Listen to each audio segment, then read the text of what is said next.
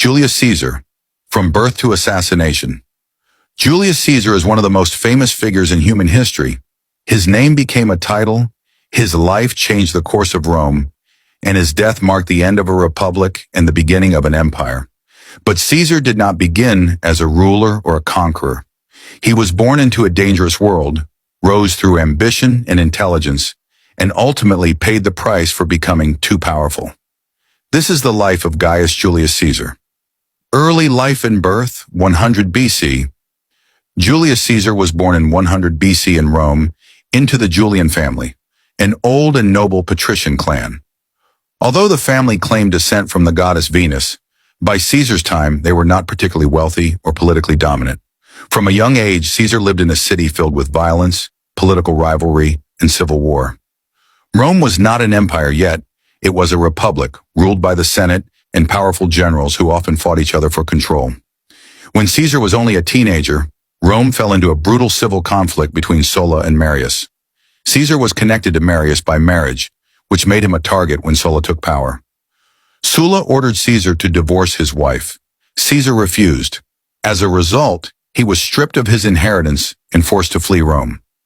This decision nearly cost him his life, but it also revealed something crucial about Caesar. He would never submit to fear. Military beginnings and education. After escaping Rome, Caesar joined the Roman army and served in Asia Minor. There he proved himself not just brave, but disciplined and intelligent. He earned the civic crown, one of Rome's highest military honors. Later, while traveling to study rhetoric in Greece, Caesar was captured by pirates. Instead of begging for mercy, he mocked them, told them they didn't know who they had captured, and promised he would crucify them.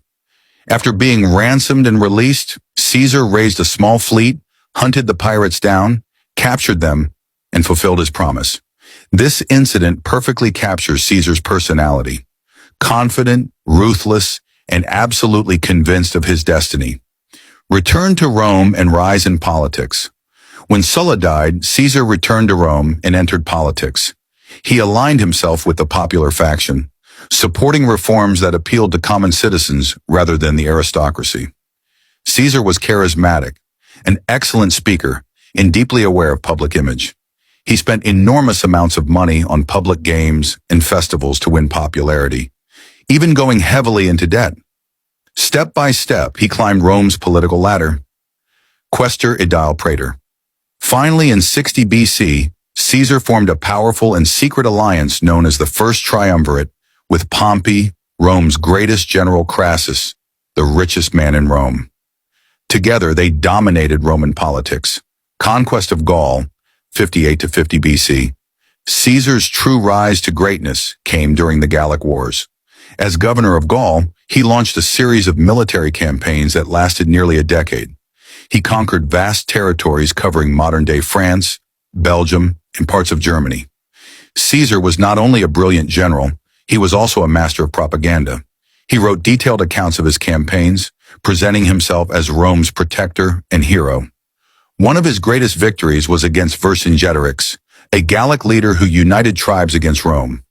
After a brutal siege at Alesia, Caesar won, securing his reputation as one of the greatest commanders in history. By the end of the Gallic Wars, Caesar had a loyal, battle-hardened army, immense wealth, unmatched popularity, and that terrified the Roman Senate. Crossing the Rubicon, 49 BC, the Senate, influenced by Pompey, ordered Caesar to give up his army and return to Rome as a private citizen. Caesar knew what that meant: trial, exile, or execution. In 49 BC, Caesar made a decision that changed history. He led his army across the Rubicon River, a boundary no general was allowed to cross with troops. As he crossed, he reportedly said, "The die is cast." This act began a full-scale civil war. Civil war and absolute power. Caesar marched into Rome with little resistance. Pompey fled to Greece, where Caesar pursued him. In 48 BC, Caesar defeated Pompey at the Battle of Pharsalus, despite being outnumbered. Pompey escaped to Egypt, where he was assassinated. Caesar followed him to Egypt and became involved with Cleopatra, forming both a political and personal alliance that shocked Rome. Over the next few years, Caesar defeated all remaining enemies, One victory in Asia Minor was so swift that he famously reported it with 3 words: Veni, Vidi, Vici. I came, I saw, I conquered. By 46 BC, Caesar was the undisputed ruler of Rome, dictator for life. The Senate named Caesar dictator for life. He introduced major reforms, reorganized the calendar, creating the Julian calendar, reduced corruption, gave land to veterans, expanded Roman citizenship, but his power alarmed many senators. Rome had always feared kings, and Caesar was beginning to look like one. Statues were erected, honors piled up. Rumors spread that he wanted to be crowned king. To some, Caesar was a hero. To others, he was a tyrant. Assassination, the Ides of March, 44 BC. On March 15th, 44 BC, known as the Ides of March, Caesar went to the Senate despite warnings. A group of senators, including his close friend Brutus, attacked him. He was stabbed 23 times.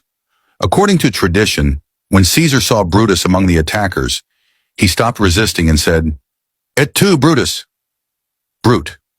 Caesar died at the foot of Pompey's statue, the man he had once defeated.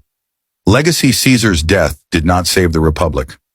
Instead, it plunged Rome into another civil war, eventually leading to the rise of Augustus and the creation of the Roman Empire. Julius Caesar became more than a man. He became a symbol of ambition, power, and transformation. His life reminds us of a timeless truth. Those who rise too high change history, but they rarely escape its consequences.